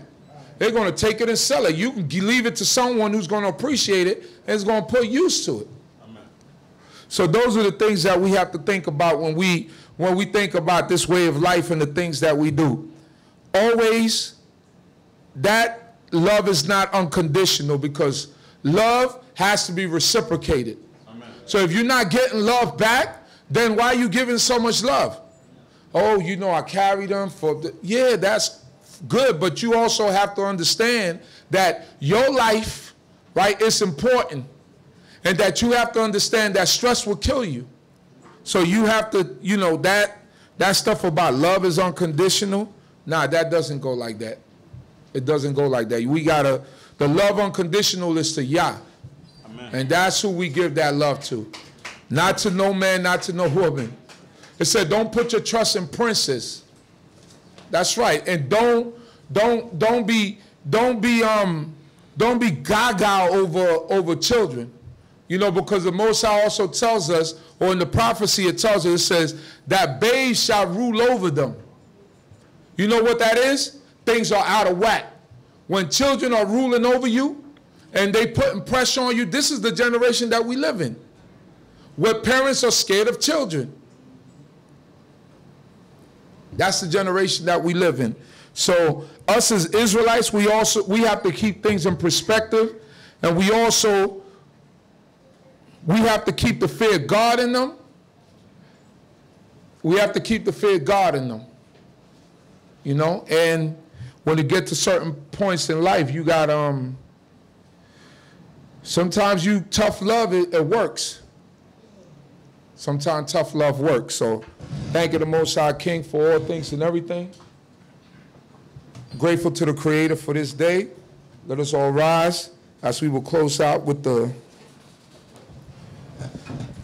blessing that's set aside, that the Most High gave unto the prophet Moshe to give unto Aharon and his sons to bless the children of Israel.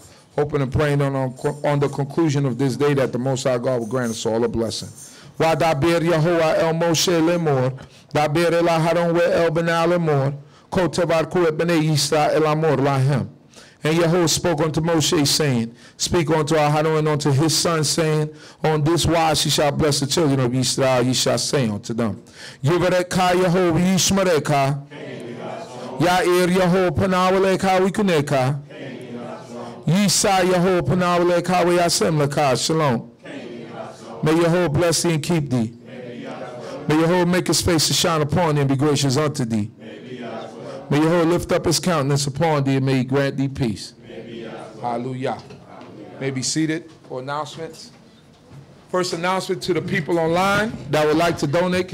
Miles, you see who's like to donate. You can make your donations out to D.C.B. 382 Hamilton Avenue, Brooklyn, New York.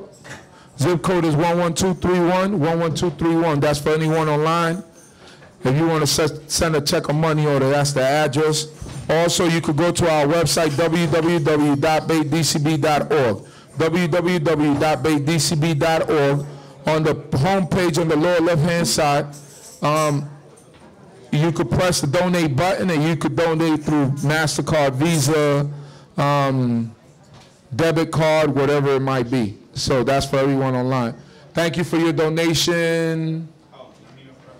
Yemima Prescott, Morerania, Sonia Galloway, Tonya Galloway,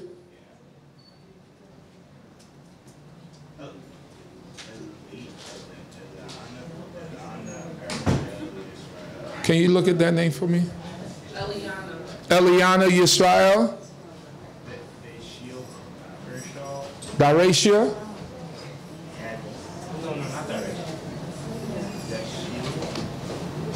This is like a code name? The Shah. The Shah, thank you for your donation. More? That's it? Just Queen. Thank you for your donation. Who else? That's it. Thanks to all of you for your donation. Now, next week, we having our trip to Greater Six Flags next week, Sunday. That's next week, Sunday. So far, we had a count of about 25 people that are going just from here. So we're going to be meeting at, where's Chief Benjamin at? Chief? Where did he say the bus was going to meet at? Chief Benjamin. Do you remember where he said we was going to be meeting with the buses? Did he say boys and girls? Huh? Remsen and 54th? That's what he's, 53rd, all right. On Remsen Avenue and 53rd Street. The studio. What did you say, the bus? Remsen Avenue, East 53rd. So for everybody that wants to come, you could show up. You could show up, and you could get a ticket on the way there. So for all of the people, please do so. And anybody else? Anything else? I have the tickets here. Chief O'Quana has the tickets for anybody that wants to purchase. I got to get it from you this week, Chief. Report cards. Anybody got report cards? Mauser, did you have a good report card at the end of the year? They didn't give you any? All right. You usually have a good report card. I don't think any. All right, so next week, we want all of you, if you still got your report cards, to bring your report cards in. The children of this congregation, we had something for boys and girls, right? Something for boys and girls? Or was it just one? Because I think we said boys and girls because we said if it was boys and girls, the girls was going to win. We said the girls was going to win. So I think we separated it. We just joking. We got confidence in our sons. No report card. So if you bring your report card next week and you're the only one that brings it, then you have a prize. And what was the age? High school and up, right? It was high school? High school and down. But what? Was it just high school years? Just high school. So from kindergarten No. I think we said from the high school years. That report card too easy. Yeah, the report card. not with charter school. Any other announcements? Shalom. First of all, I got an announcement from Prince Elisha. I know a lot of y'all work in the week, but he said that he has a court case coming up for his son that was murdered a few years back. Okay. And I think he wants the support that he can get. It's supposed to be on Tuesday, August the 8th at 2 p.m. on J Street, 330 J Street. So if anybody can come out, if you ain't doing nothing, we can meet there. And I also have a fire relief fund can that I had from BINAH, and they said it's overdue. So if anybody has anything they want to put in the fire relief can from BINAH, I have it in the back there. I'll bring it out because I have to turn it in soon. That's it? That's it for me. Also for the people online, let's say prayers for our sister Bathsheba. Her mother's in the hospital. So for all of you that know Sister Bathsheba online, let's keep the prayers up for her and her mother and her family. Amen. Also, BINAH God has some raffles that they like to purchase. I was supposed to have these raffles since January. Wow. Thank you, sir. I've had them since about January. Wow. Garrett Padit told me. $5 per raffle. I'll have these raffles next week. Please let's support. Wow. Next week, you still ain't got it. And we went on a trip this week. That's unbelievable. Listen, I'll be looking for everybody at the Greater Bench of Bus. Okay. Any other announcements? About the trip next week. I know Benjamin, we always have food on his bus. What we doing? Bringing our own brown bag? We bringing our own brown? What we said? We didn't say nothing about we serving breakfast on our bus, right? We didn't say that. So that's why I say, I'll be bringing our own. You have breakfast for what? For only 50 people? For one bus. Okay. Bring your own food. Bring your own food, your own breakfast. Eat breakfast at home. Any other announcements? No other announcements? Donations and obligations. See Chief Elquana.